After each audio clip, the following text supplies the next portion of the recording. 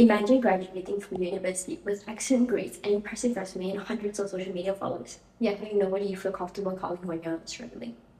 Unfortunately, this is becoming the reality for many university students today. Many students enter university expecting friendships to happen naturally, but what if that belief is the very reason so many students end up feeling isolated and alone? According to recent research, more than half of the university students report experiencing loneliness despite being surrounded by peers every day. In fact, a study by Monica and colleagues found that loneliness remains a widespread issue among college students and highlighted the importance of helping students build meaningful social connections. In my speech, I will explain why many university students become socially isolated, discuss the serious consequences of loneliness on their well-being and personal development, and demonstrate why students must take initiative to build meaningful relationships rather than expecting friendships to form naturally. We sit through dense lectures and often glued to our devices, often avoiding face-to-face contact out of fear of rejection or anxiety. Although we are surrounded by peers every day, we struggle to build meaningful friendships. This isolation damages our mental well-being, academic success, and future interpersonal skills. By taking small personal social initiatives, we can easily break the cycle and build the lasting support systems we need. During the first few weeks of university, I noticed students sitting together in lecture halls every day but never speaking to each other. One student sat beside the same people for months yet never learned their names. By the end of the semester, everyone around him had formed friend groups while he remained alone. His situation wasn't unique. It reflected what many students silently experience. As a student myself, I experienced these isolating feelings when I wasn't quick enough to make friends during the first few weeks of classes. This can make you feel like you're too late to make friends, and it can make you give up completely. I, along with some of my friends from secondary school, have experienced similar situations, which is why this issue is both personally meaningful and increasingly relevant to university students today. As university life becomes increasingly shaped by busy schedules, digital communication, and fear of rejection, students have a hard time forming friendships naturally and must instead take deliberate steps to create meaningful social connections that support their academic success, mental well-being, and personal development. Let's start by addressing why you come to face this issue.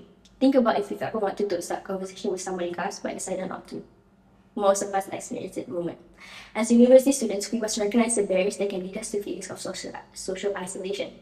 You treat university as purely transactional. You attend lectures, complete assignments, and leave without sparing some time for casual conversation with your peers.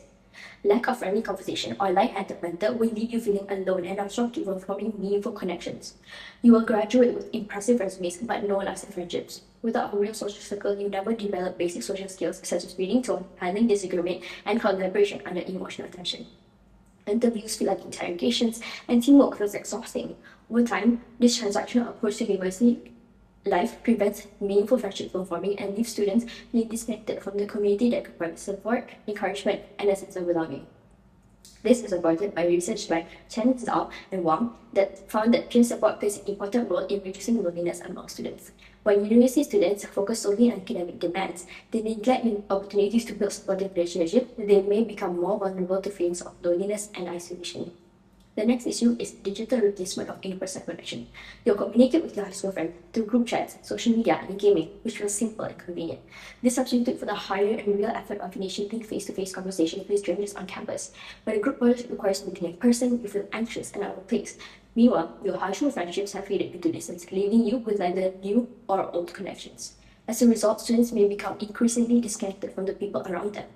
While digital communication can help maintain existing friendships, it cannot fully replace the emotional support and sense of belonging that are often developed through regular face-to-face interactions. This concept is supported by Hill and Al that reported that excessive social media use was associated with higher levels of loneliness among college students. Finally, fear of rejection is holding you back. You avoid taking the first step in initiating conversations and inviting your peers out because you're scared of being judged, ignored, or rejected by your peers. To protect yourself from potential embarrassment, you convince yourself that you don't need friends, that you're only at university to study. The lack of social interaction reinforces this fear, making it increasingly difficult to reach out to others and creates a cycle of loneliness and self-isolation.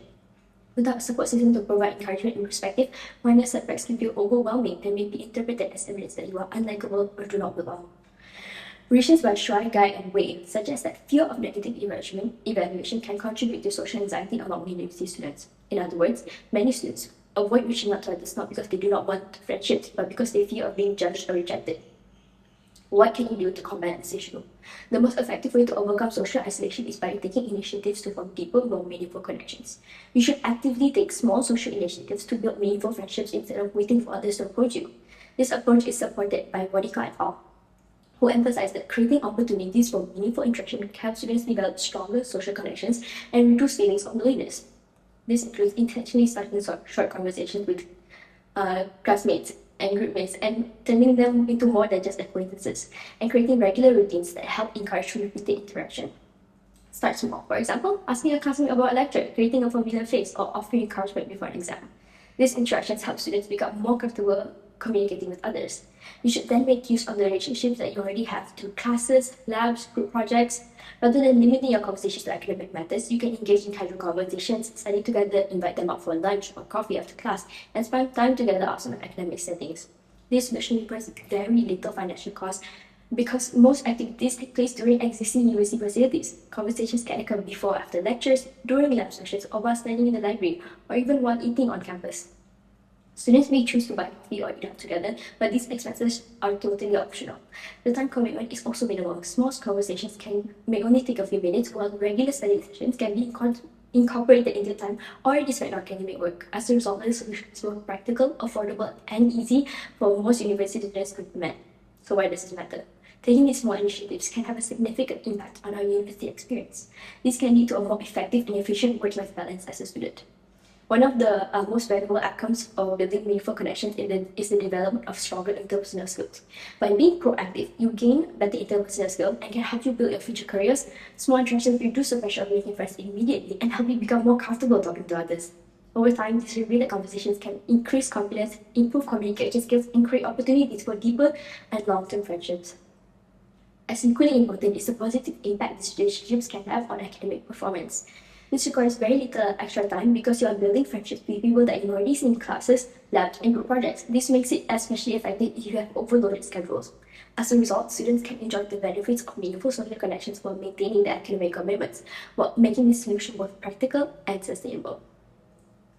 Another important benefit is having a reliable support system. By making connections, you surround yourself with a support system that can not only offer academic support, but also emotional and mental support to help you throughout your university journey.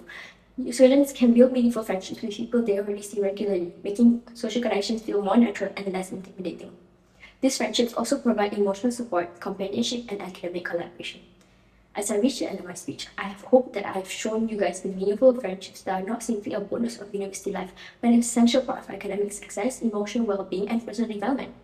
I encourage each and every one of you to take one small social initiative this week. Start a conversation with a classmate, invite someone to study, join a regular study group, or simply sit with someone new during lunch. Meaningful friendships rarely happen by chance. They are built through small, consistent actions. If you want a more connected and supported university experience, you must be willing to take the first step. Okay, today I have discussed 3 major factors contributing to loneliness among university students: overloaded schedules and transactional mindsets, increasing the reliance on digital communication, and fear of rejection.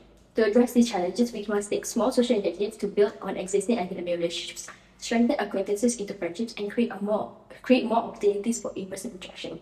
These solutions can help students build confidence, develop meaningful support networks, and foster a stronger sense of community on campus.